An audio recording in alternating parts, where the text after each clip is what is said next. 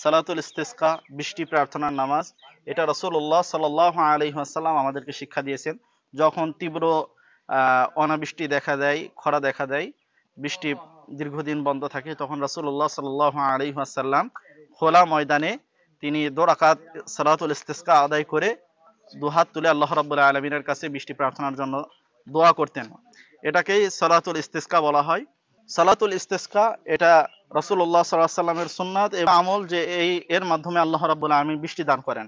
রাসূলুল্লাহ সাল্লাল্লাহু আলাইহি ওয়াসাল্লাম, সাহাবায়ে কেরাম, তাবেঈন, তাবেঈন তারা যখনই এই সংকটময় মুহূর্তে তারা পতিত হতেন, তখনই তারা এই সালাতুল ইস্তিসকা আদায় করতেন। আমরা গত কয়েক বছর আগে দেখতে পেয়েছি অস্ট্রেলিয়ার সিডনিতে যখন প্রচন্ড দাবানল দেখা দিয়েছিল, তখনও সেখানকার মুসলিমরা সালাতুল ইস্তিসকা আদায় করেছিল এবং আল্লাহ রাব্বুল আলামিন তাদের দোয়া কবুল করে সেদিনই আল্লাহ রাব্বুল আলামিন তাদের উপরে বৃষ্টি বর্ষণ করেছিলেন।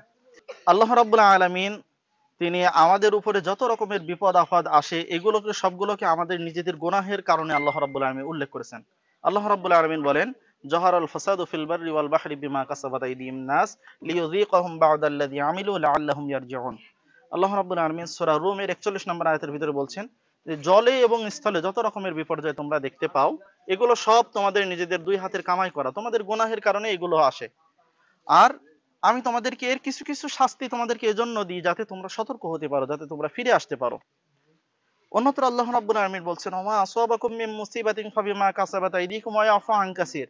তোমাদের উপরে যত বিপর্যয় আসে, যত রকমের বিপদ আপদ আসে, এই সবগুলো তোমাদের দুই হাতের কামাই করা। আর ওয়া ইয়াফু আন কাসীর, আর অধিকাংশ তো আমি আল্লাহ রাব্বুল আলামিন মাফ করে দিয়ে থাকি। এজন্য আমরা আজ যে কঠিন পরিস্থিতির সম্মুখীন হয়েছে, আমাদের গোটা দেশ আজ বৃষ্টি ছাড়া তারা খরার মধ্যে, পানি সংকটের মধ্যে আছে। এছাড়াও অত্যন্ত গরমের তীব্রতার কারণে সারা দেশের জনজীবন, শুধু মানুষ নয় বরং পশু পাখি সবকিছু আহ তীব্র গরমের কারণে কষ্ট পাচ্ছে। এজন্য আমরা রাসূলুল্লাহ সাল্লাল্লাহু আলাইহি ওয়াসাল্লামের সুন্নাতকে অনুসরণ করে আমরা আল্লাহ রাব্বুল আলামিনের কাছে এই সালাতুল ইস্তিসকা আদায় করেছি।